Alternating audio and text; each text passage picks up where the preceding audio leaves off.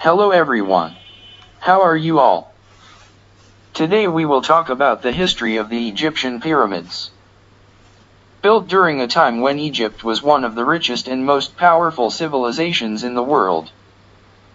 The pyramids, especially Great Pyramids of Giza, are some of the most magnificent man-made structures in history.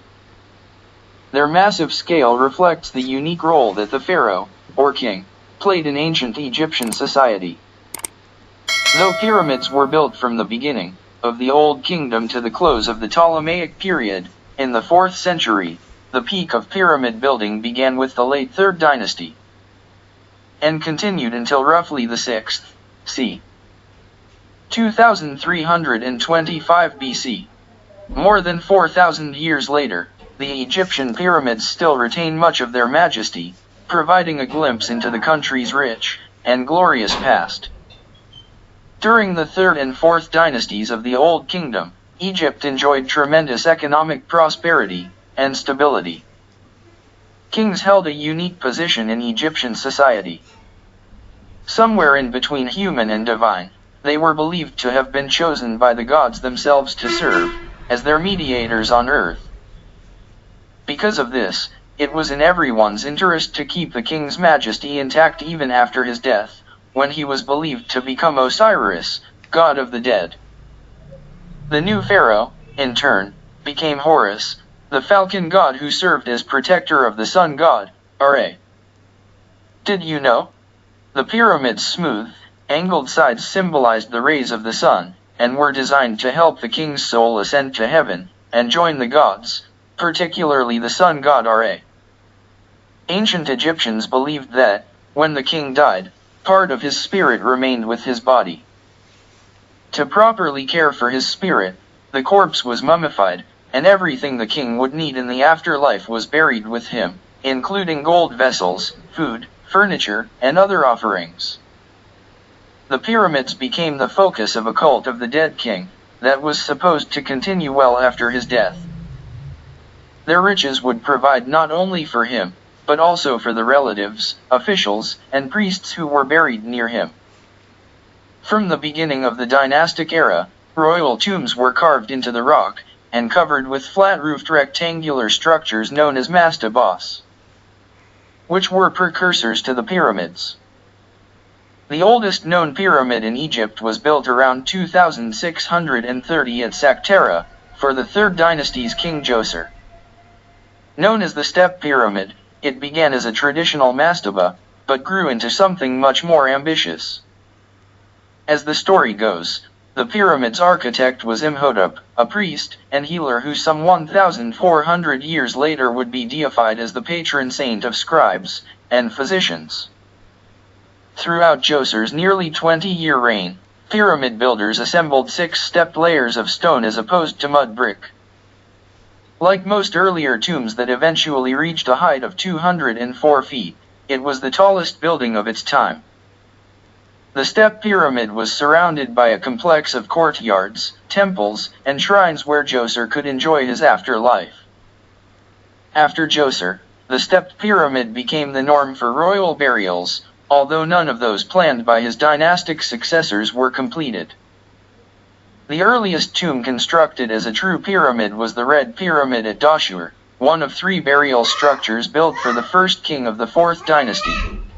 Sneferu, it was named for the color of the limestone blocks used to construct the pyramid's core.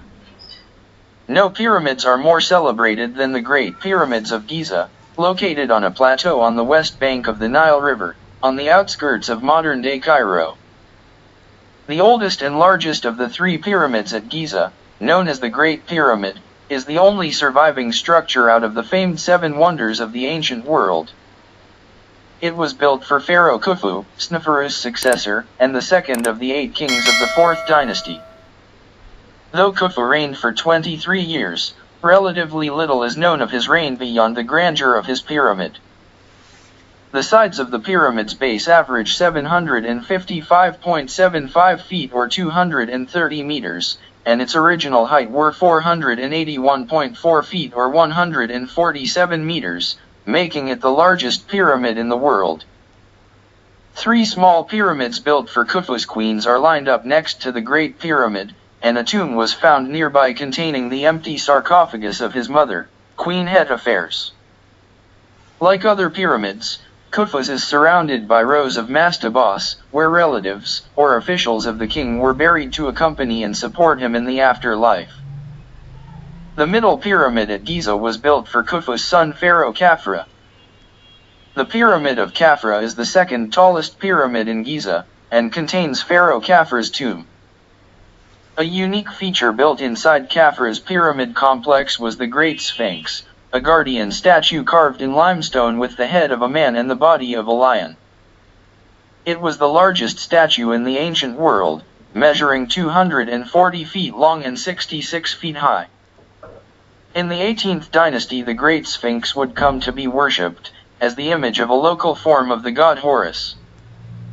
The southernmost pyramid at Giza was built for Khafra's son Menkaure. It is the shortest of the 3 pyramids, and is a precursor of the smaller pyramids that would be constructed during the 5th and 6th dynasties. So who built the pyramids? Though some popular versions of history held that the pyramids were built by slaves, or foreigners forced into labor. Skeletons excavated from the area show that the workers were probably native Egyptian agricultural laborers, who worked on the pyramids during the time of year when the Nile River flooded much of the land nearby. Approximately 2.3 million blocks of stone had to be cut, transported, and assembled to build Khufu's Great Pyramid. The ancient Greek historian Herodotus wrote that it took 20 years to build and required the labor of 100,000 men, but later archaeological evidence suggests that the workforce might have been around 20,000. Pyramids continued to be built throughout the 5th and 6th dynasties, but the general quality and scale of their construction declined over this period, along with the power and wealth of the kings themselves. In the later Old Kingdom pyramids, beginning with that of King Unas, pyramid builders began to inscribe written accounts of events in the king's reign on the walls of the burial chamber and the rest of the pyramid's interior. Known as pyramid texts, these are the earliest significant religious compositions known from ancient Egypt. The last of the great pyramid builders was Pepi II, the second king of the 6th dynasty, who came to power as a young boy, and ruled for 94 years.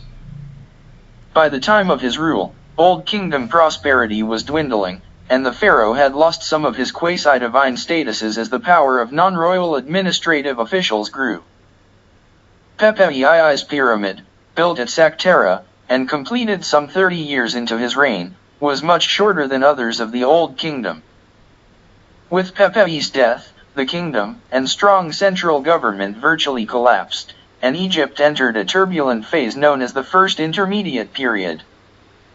Later kings of the 12th dynasty would return to pyramid building during the so-called Middle Kingdom phase, but it was never on the same scale as the Great Pyramids. Tomb robbers and other vandals in both ancient and modern times removed most of the bodies and funeral goods from Egypt's pyramids, and plundered their exteriors as well. Stripped of most of their smooth white limestone coverings, the Great Pyramids no longer reach their original heights. Khufu's, for example, measures only 451 feet high. Nonetheless, millions of people continue to visit the pyramids each year, drawn by their towering grandeur and the enduring allure of Egypt's rich and glorious past. That's all for today. If you have any questions, please comment below and subscribe to our channel. Thank you, and have a nice day.